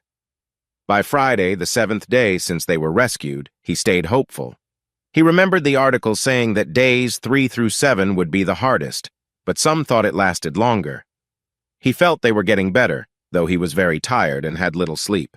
He wasn't sure if he was seeing things clearly. His mom said they were improving, but he thought she said that to encourage him. It was Friday, and it was time for the second counseling session. The girls looked worn out and quiet. No one seemed ready to give up, but it added to his worries. He was also anxious about what the counselors might say. Inside the center, the girls were taken behind the double doors while he sat, paced, and eventually dozed off with his head on his hand. A hand on his shoulder made him jump awake. Oh, look! Sleeping Beauty is awake. Drew. You're in trouble. The boss wants to talk to you. What? Why? He only got shrugs and points to the double doors. Back there, Drew. First door on the right. You might want to leave the keys. Ronnie laughed. And your wallet? He walked to the doors and glanced back at the girls, who encouraged him to go in. His tired mind raced, trying to think of what he had done. He tapped on the door and entered. Ma'am, I'm Drew Jackson. The lady said you wanted to see me? She came around the desk and shook his hand. Mr. Jackson, I'm Miriam. I was hesitant about you having the women in your apartment without supervision, but Antonia said you would care for them and support their recovery. She did? Yes. And Mr. Jackson, you have done wonderfully. Congrats. They are still struggling physically but improving. Mentally and spiritually, their self-worth and hopes for the future, the things that really matter, they are doing much better than expected. They find strength in each other. Yes, but they credit you and your mother. Drew, I heard them joking about you more like friends or siblings. That's impressive. If they were here, one of them would have likely left by now. So I'd like them to come back Monday to adjust their medications. Just keep doing what you're doing, Drew. And thank you. And no, she laughed. You're not in trouble. With all due respect, you look as tired as they do. You should rest. Yeah, there's been a lot of moving around and waking up at strange hours. I'm not used to the noise yet. I guess it's like a new parent making sure their child is okay at night. But I'm okay. Everything is fine. The articles say by day 7 or 10 they start. Right. They improve. But that's when we see feelings like sadness, regret, and worry. Just about every bad feeling you can name. But these women might skip some of that because of you and your mom. That's also why we want to keep seeing them. Got it. Thanks. See you Monday. Miriam smiled and shook her head as he lowered his head and shuffled out the door. Drew, what's wrong? Let's just go. I don't want to talk about it. They got into the car. Drew? Please, what's wrong? He turned around. Miriam said you all need to step back and that I should reconsider how long I've taken care of you. You should be the one worried, Drew. What did she really say? She said you all were doing better than expected and I was doing okay. And then she mentioned giving you all more chores. Drew, you're hopeless. Fair enough. So what do you want to eat? No, I have a better idea. Let's go shopping. I don't know who chose your clothes, but they don't look very nice. Underwear? You mean we won't have to wear uncomfortable stuff? He felt a hand on his shoulder. Thanks, Drew. Thanks for everything. He parked the car in front of the condo, and the women stepped out with their bags. He grabbed the 2 pizza boxes and fumbled for his keys. He unlocked the door and showed Victoria inside. No, Drew, you go ahead. Okay. As he stepped in, she playfully bumped into him, making him stumble. He laughed with the women. Good one, Victoria. Just remember, paybacks can be tricky. He bent down to pick up the pizza, and as he stood up, he saw Antonia. He hesitated for a moment. Antonia, good to see you again. The chatter quieted, and everyone turned their attention from Antonia to Drew. Hey, Tony, good to see you again. Finally, we have some decent clothes. Yeah, and some items we really needed. You must be a bit behind with the fashion, she teased. Drew looked down. It's okay, we like you anyway. By the way, we're going to try everything on. We'll be in the bedroom. They walked back, and the talking and laughing started again, mixed with the sounds of bags opening. Tiffany stayed behind, watching Drew and Tony interact, feeling different emotions. She had always thought of a future with Drew in middle school, but life led her elsewhere. She wanted to support him, to bring him joy and strength to fill the emptiness she sensed. But Tony and he. Antonia looked at his face, and her worry was clear. She wanted to reach out, but hesitated. Practicing your falls, Drew? He smiled. Yeah, you never know when that might be useful. Isabella poked her head back out the door. Drew got in big trouble with Miriam today for all those cameras in our room. Drew, care to explain? Laughing, he said, No cameras. He shrugged. Miriam said I'm doing okay with them, and we can start to ease up. No, Drew. She said you're doing an incredible job, and Drew, they look great. How? I think my mom helps a lot. She comes every day to take care of them. They're still a bit nervous, but they're getting better. Another shrug downplayed his role. Some of their spirit is coming back. Maybe they'll start sleeping at night. Your face looks a lot better. I can see those good looks again. Smiling, he said, Someone did a great job on your lip. He continued to look into her eyes and, with a voice full of hope, said, Antonia. She stepped back and he let his hand fall. But you look tired, Drew. He shrugged, showing the signs of exhaustion, his earlier excitement fading away. She felt a wave of guilt. Sorry. Yeah, a little tired, but I'm okay. Things are settling down. Do you have a plan? No. What about work, Drew? I'm way behind. I could start losing jobs if I don't catch up, but it's okay. It will all work out. No, it won't, Drew. I'll tell you what. You go to your mom's for the weekend, rest or work or whatever, take a break. I'll stay here and handle things. No, Antonia, I mean I couldn't. Drew, please, you don't have to do this alone. Let me help, please. Are you sure? Yes. Now gather up some things and your computer or whatever you need and go. All right, I could use some sleep. He took on a casual tone. Here are the new instructions from Miriam. You have my number. Do you need the van? You bought a van? Hannah didn't tell me about that. No, Drew, you won't fit in mine. See you. He packed his things and made a few trips to the van, but he paused at the door to say goodbye. One of the women playfully said, Come on in, Drew. We know you want to see us try on our new clothes. He smiled, hearing some laughter.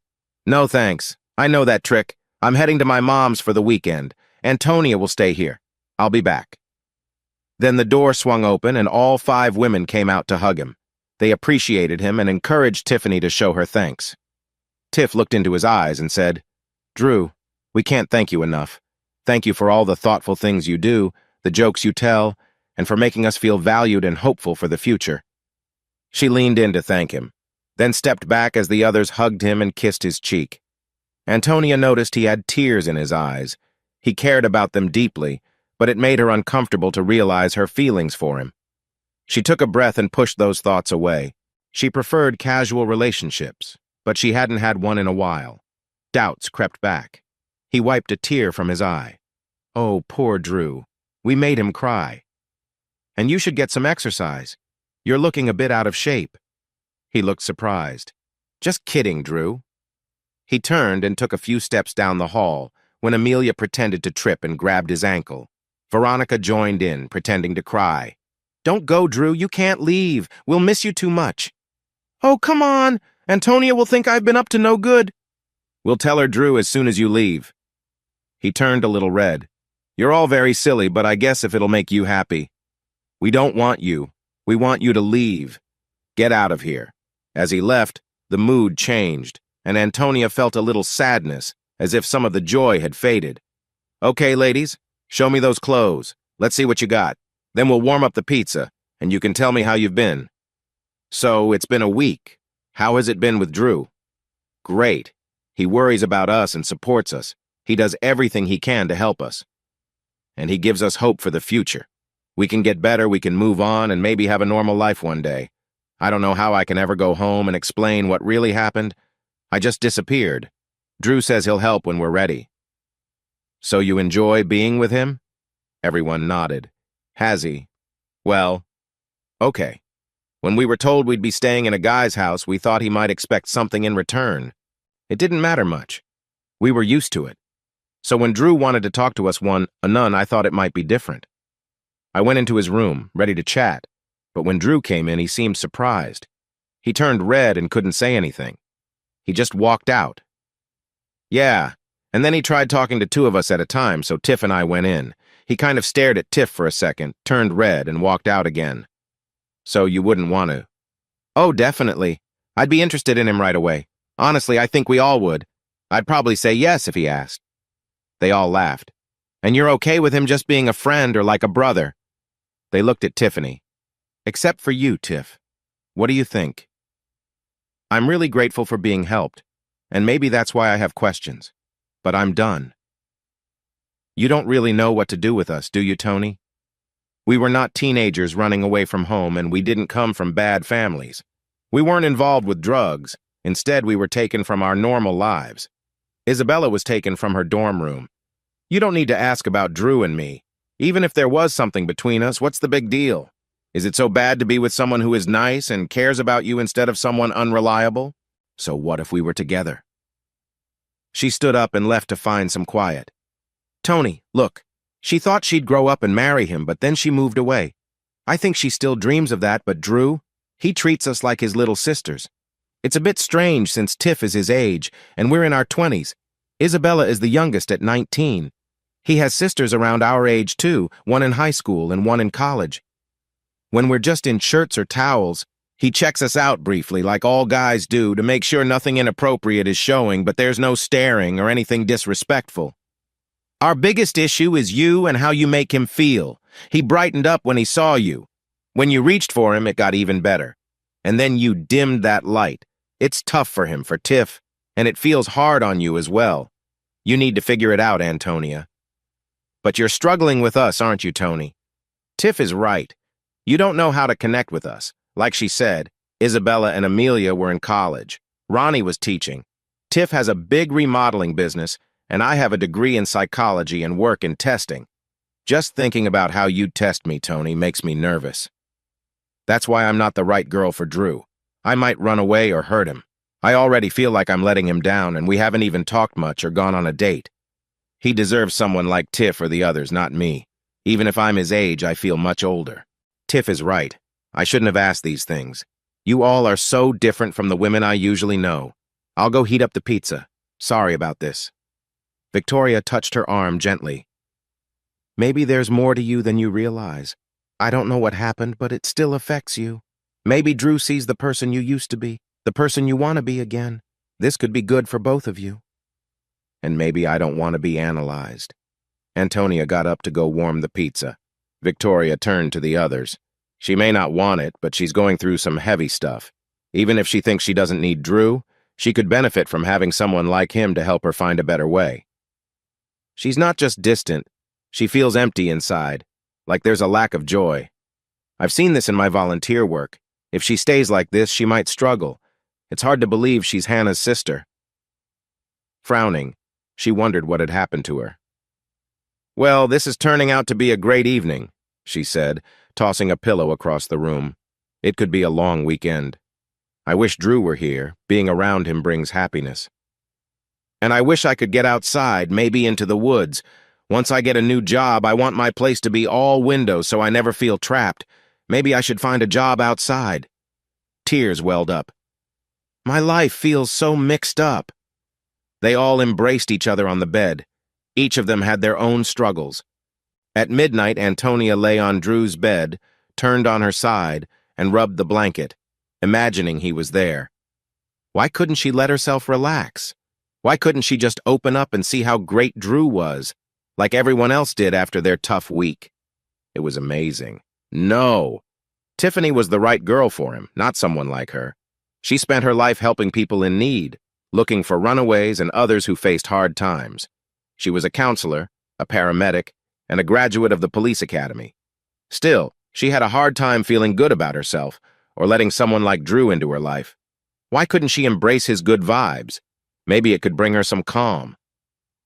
At noon on Sunday, Drew showed up. All right, everyone, get up, put on your sneakers.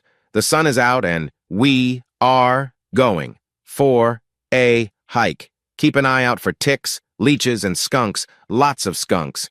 You've been inside too long. You all look pale and need some sun. So let's go. The women grumbled, but were glad to be going somewhere. They needed sunshine and Drew's cheerful spirit. Antonia walked up to him. Drew, are you sure this is a good idea? I mean, they've had plenty of chances to leave, and I don't think any trouble is waiting for you in the woods. So yes, I think it's a good idea and will help them, although, he whispered, they might complain about where I take them. He looked at her. You're welcome to join us, Antonia. Your shoes will be fine. She hesitated, but then shook her head. No. I need to get back to, some work. Of course, whatever you have to do. Thanks for helping me. I really needed it. Antonia grabbed her things and left without saying anything more. The urge to open her heart to Drew and share her life felt so strong, but she got into her car and drove off, holding back tears. Why couldn't she just let him go? He was just another guy. Drew drove for an hour to the trailhead in the state forest. He was glad no other cars were around. Okay, here we are. So who brought the map? The women looked at each other. What? No map. We're going to get lost. Drew, there's an easy path over there. Oh, right. Anyway, the plan is to walk to the top of that mountain and back down before dark. I might be a bit late. Oops. This will show how you've climbed out of hard times and are on your way to feeling better. Drew, have you always been this way? Next time Olivia comes over, we need to ask her how often she dropped you as a kid. She probably couldn't handle my chatter. Someone must have poked too much in your soft spot when you were a baby. So, Drew, if reaching the top of the mountain means becoming better, what does it mean when we go back down to the van? Gotcha, didn't we? Getting serious for a moment, he looked each of them in the eye. No, going down the mountain is easier than going up. I hope it shows how easily you can go back to your families and friends, find new jobs, and find joy. I pray every night for your happiness. You are different now. You'll never be the same. But you are amazing and beautiful inside and out, and you all have so much to offer the world. You each deserve the happiness that life can bring. Drew, you are too nice. I need to have a talk with your mother. They each gave him a hug, realizing how much they had changed and how uncertain life felt beyond the condo. Fear of the past was now changed to fear of the future. 4 hours later, the tired women returned to the van. It wasn't much of a mountain, more like a hill. Drew knew they had been in a small room for a long time, especially Ronnie, who had been there for 15 months. He wanted to take them on an easy hike with plenty of breaks, a stream, and a small waterfall. They all complained about the distance, heat, steep path, and bugs. He took their remarks well. It reminded him of his siblings when he used to take them hiking on what he jokingly called death-defying adventures. The women enjoyed the scenery and being outside, except for Isabella. She had grown up in the desert of Baja, moved to Mexico City for school, and faced challenges there. This new environment was so different for her, so lush and green, with the ground covered in grass, pine needles, and leaves. She was inspired and wanted to study forests and nature when she returned to school. Big changes were happening in her plans for the future. They picked up dinner from a restaurant, and Drew said to the group, I need to get my stitches out. I tried doing it myself, but it's tricky looking in the mirror. Who has experience with this? All 5 of them raised their hands. Really? Who has done it without causing pain or bleeding? Again, all hands went up. I'm starting to doubt that. Amelia, would you be willing to try? The others groaned. That's not fair, Drew. What if we each handled one? No, that would mean I'd have an amateur on every stitch. Let's see how Amelia does with the first one. I'll be gentle, Drew. Why don't you sit in your chair while I gather some supplies? I'll be right back. Okay? Amelia winked at the others and returned a few minutes later with the supplies. Drew chuckled. Nope, not happening. Thanks anyway. He went to the bathroom and removed the stitches slowly with splinter removers and nail clippers. It took time, and the women waited anxiously. When he finished, Ronnie fanned herself and said, Oh, Drew, you're so charming. What's a girl to do when you're nearby? It's just so unfair. He turned red and hurried to his room, while Victoria shouted after him, Don't let it get to your head, lumpy lip.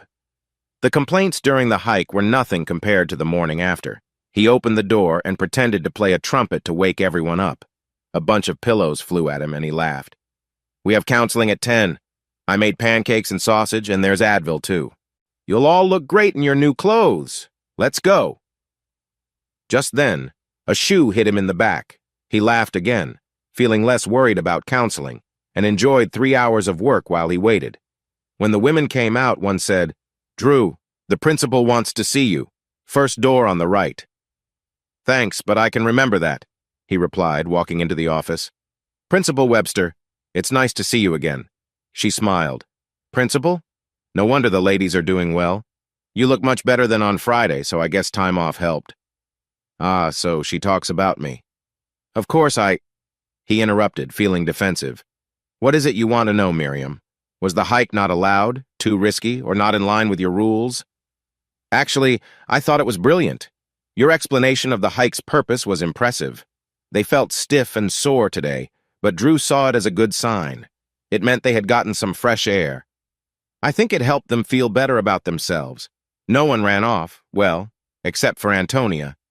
There's more to it. I'm not interested. The women I look after think she is, to put it simply, a challenging person who might need help. Victoria? He didn't answer. Intense, yes. Issues, yes. Challenging? I'm not sure. What has she told you about her past? He laughed. What has she shared with me? I know nothing about her except she should be on a reality show.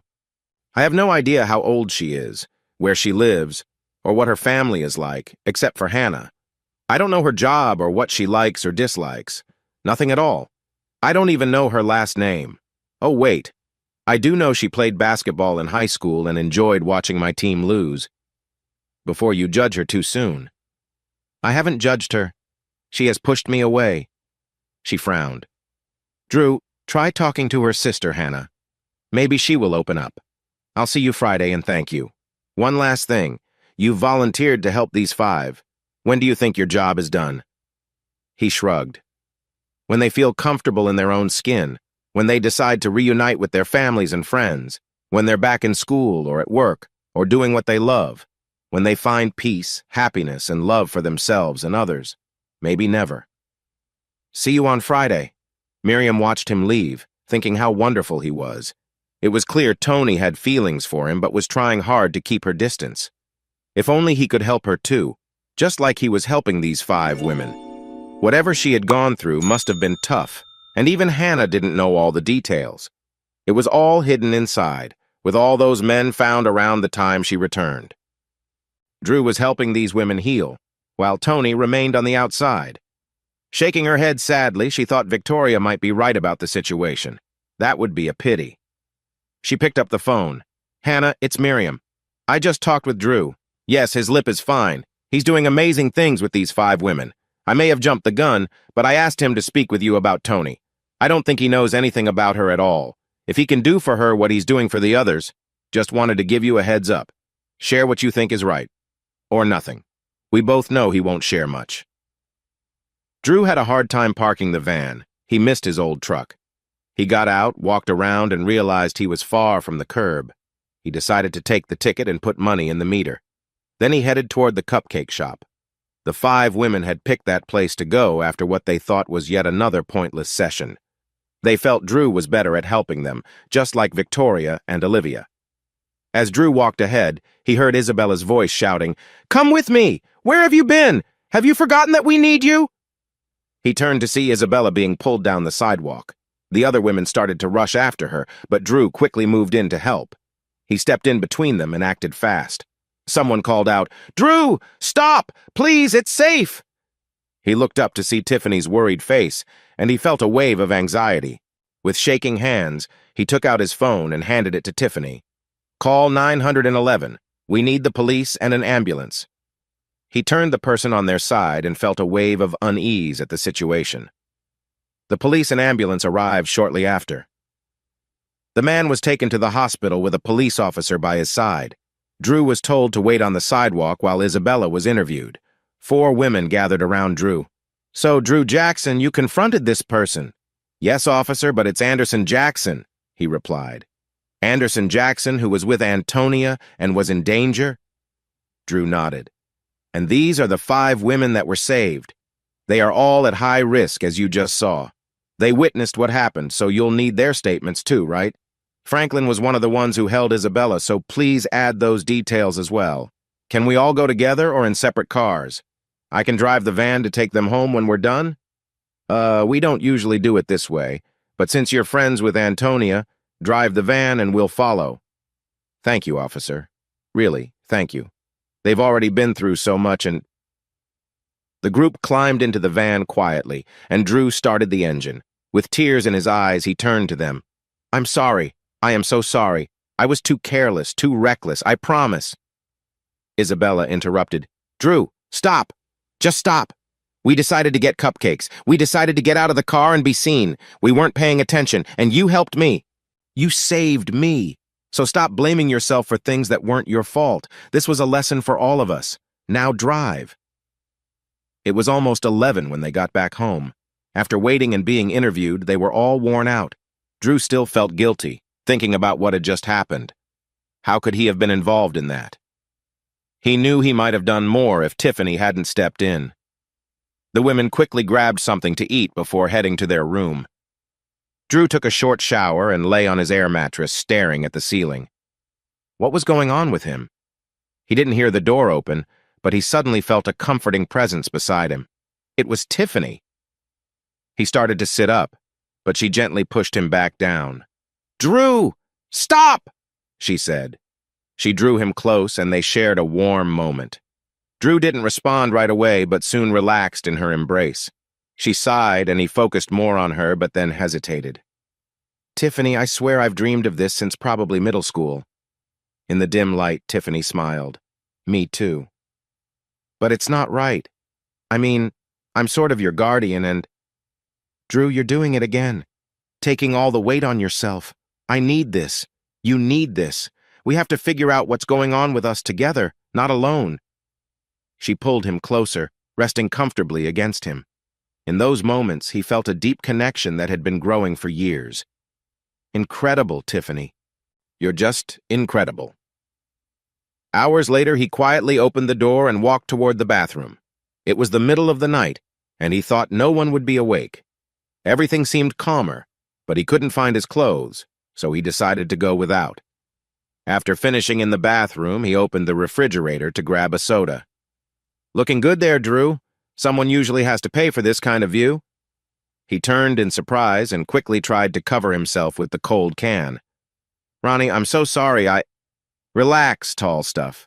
I've seen my share of interesting situations lately, and they weren't nearly as nice." "Yeah, but—" She stood up and approached him gently. "Drew, honey, you need to calm down. What was it you said in one of your talks about being responsible?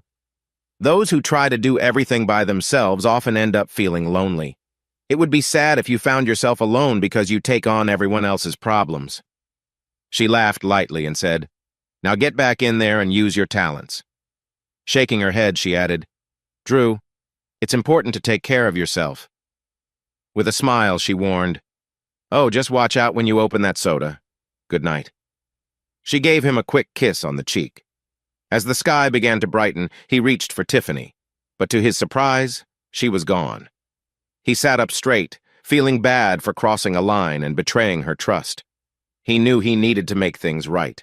He rolled off the couch and knelt down as someone offered him a cup of coffee. Here, I think you could use this. Tiffany, Drew, please listen. Don't speak until I'm finished. First, last night was my choice. Like you said, we should only connect with others if we truly want to. I wanted to. We both wanted to feel close and understand where we stand with each other. She gently brushed his hair back and continued, It was nice, but it wasn't love, was it? More like friends helping each other. What do you think? I guess I was thinking something similar. I mean, I care about you. But just as friends, right? Exactly. Is that okay? Definitely. Now I'm going to get some more rest. Before you start working, which we know has cost you a lot, why not go for a run? I think it might be good for you. Please? Thank you, she said softly, filled with emotion. You helped me feel strong and hopeful. We all feel this way. I don't think I would have felt this if we had gone to the center.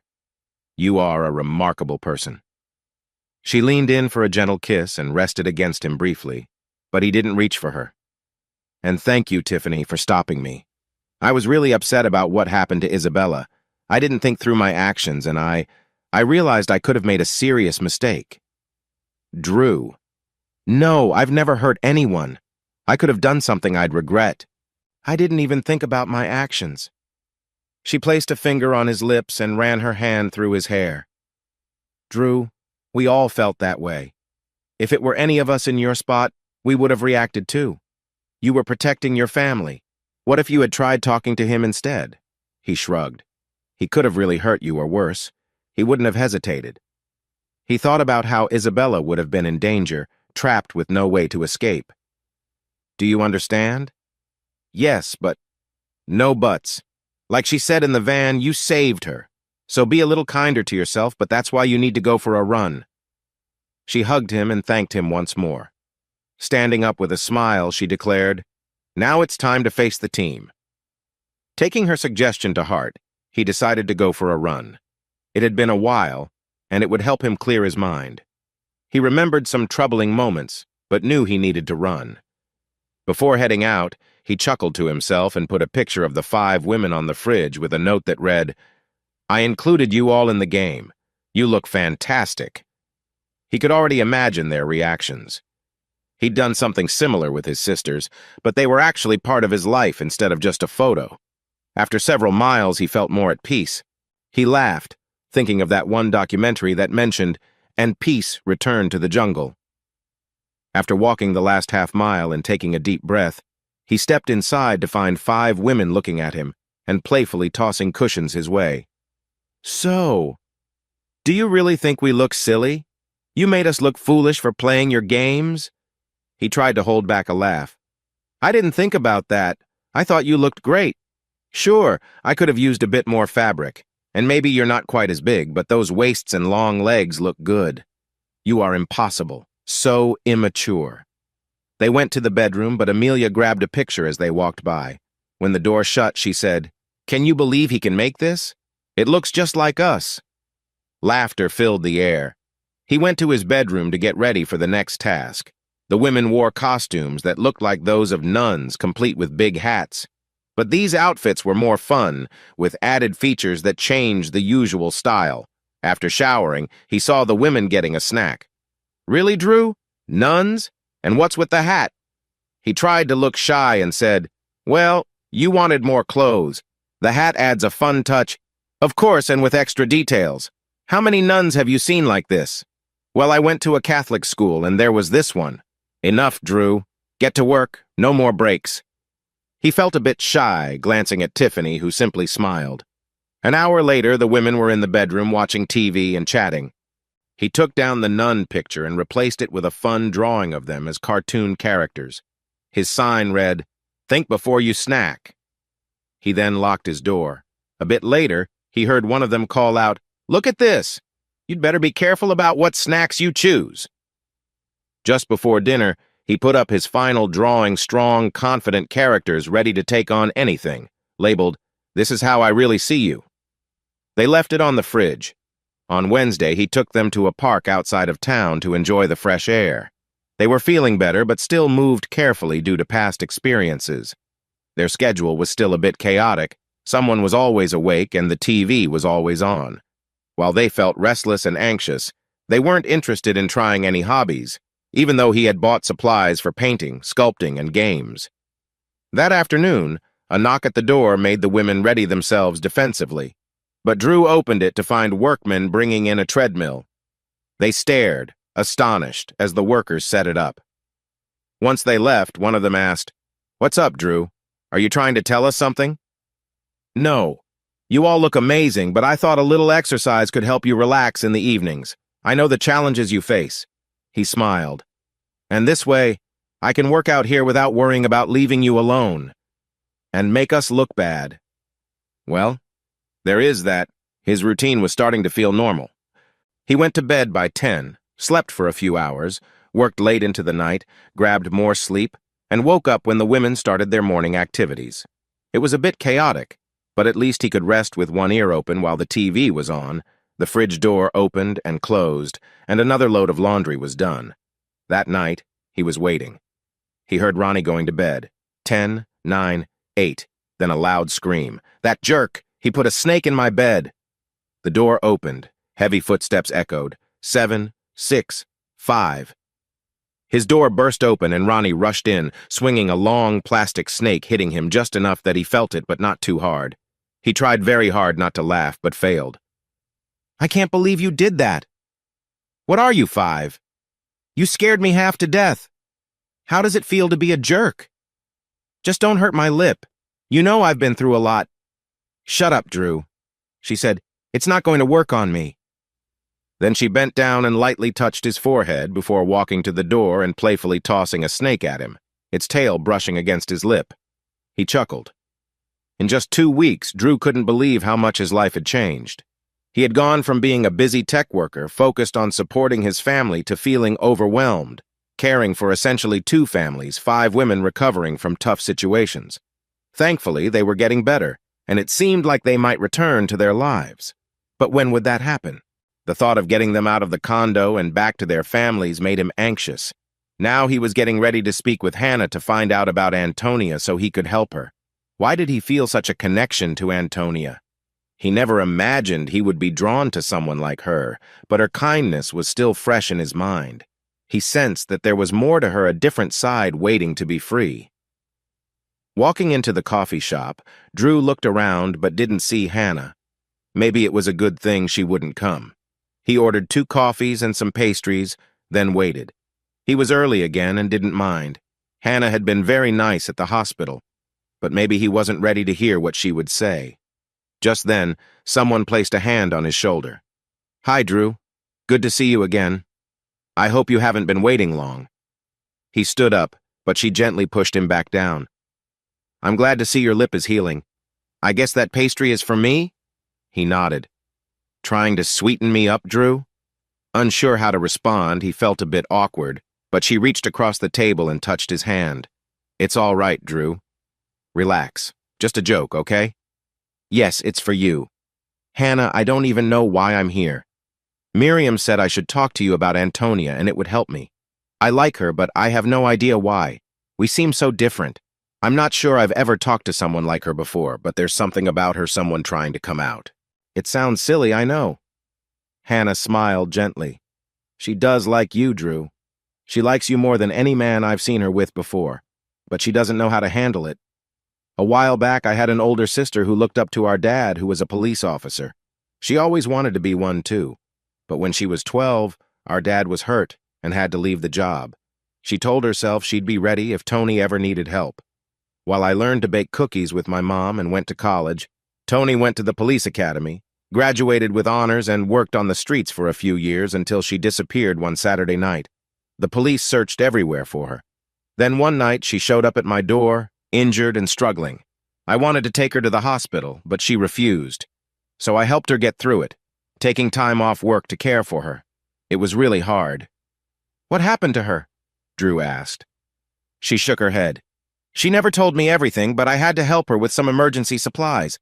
And I think what happened to her is similar to what the women at your place went through. She had injuries, too. Hannah paused. On that Monday, they found 10 men dead in a warehouse. The whole group is gone.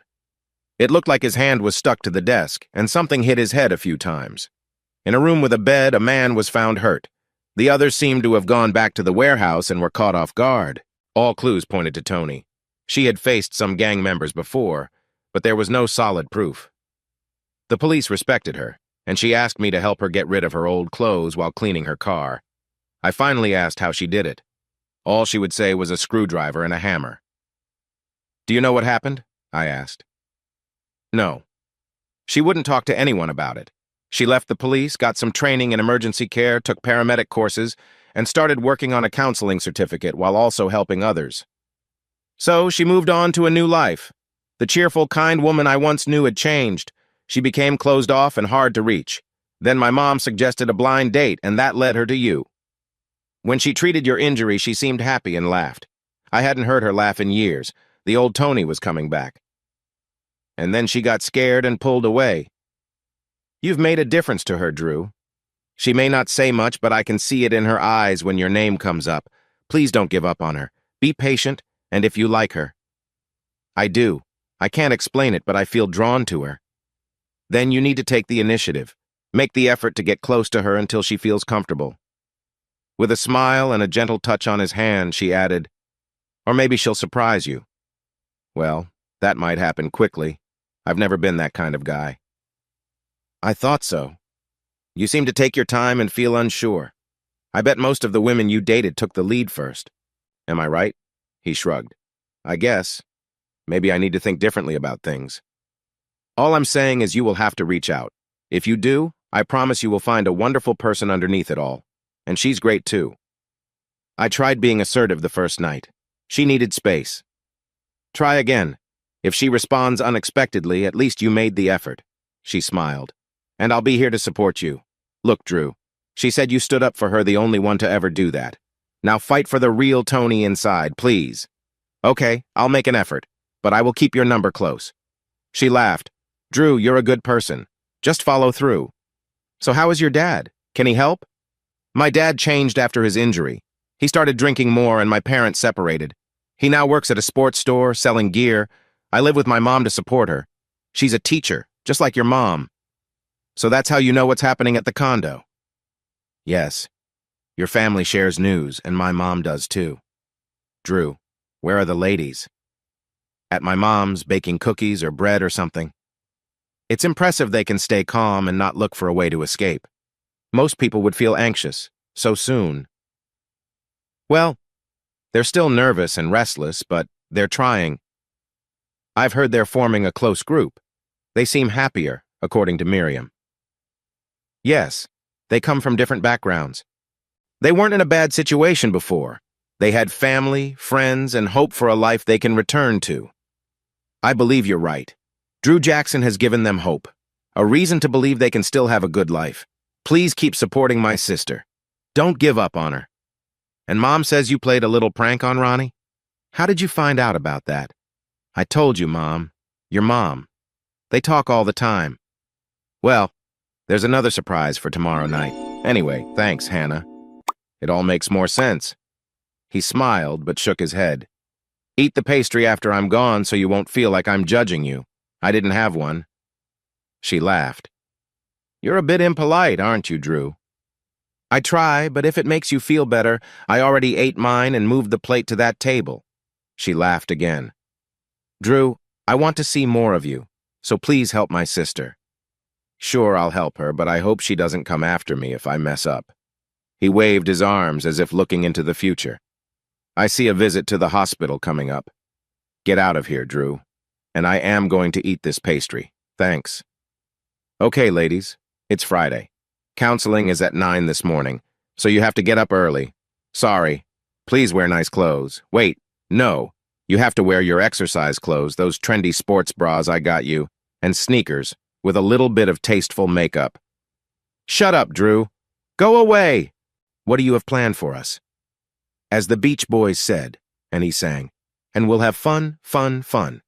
Don't quit your day job, Drew. That's it. We need a karaoke machine. Drew, If you start singing, we're all going to regret it. Just saying. They drove to the center, and Drew went in with them. Now I want you ladies to make me proud. They turned around and gave him playful gestures. He laughed, thinking they must have practiced it. Once they went through the double doors, instead of staying to work, he drove back to the condo. His first task was to put a remote-controlled toy under the big bed. Then he adjusted the covers and slightly tucked in each bed, so when the girls climbed in, they'd be surprised. He made sure each bed looked just like it did when he arrived and piled the clothes back on top.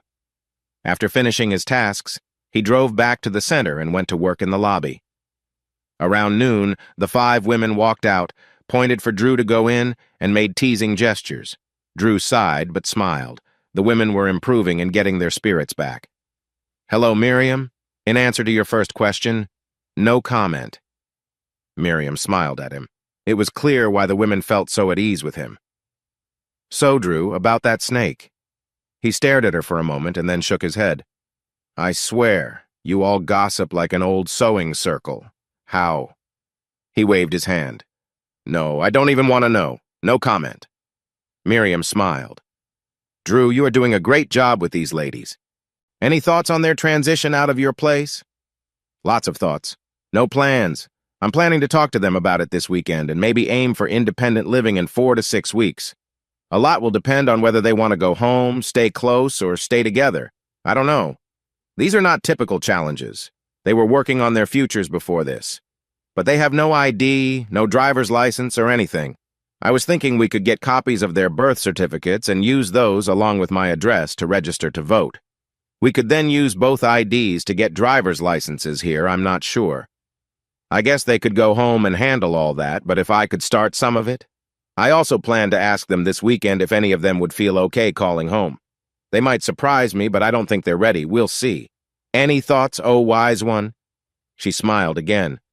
"Drew, you know these ladies better than the counselors. I think they are getting more reassurance from you and your mom than from here. Maybe we should meet once a week if they feel okay with that and see what they think of your plans." "Sure thing, Miriam, but you'll probably know already. See you. Have a great weekend. Oh, and thanks for not asking about Antonia." "No comment," he said. "You too, Drew, and you're welcome." Miriam watched him leave, curious about how he managed to get everything done.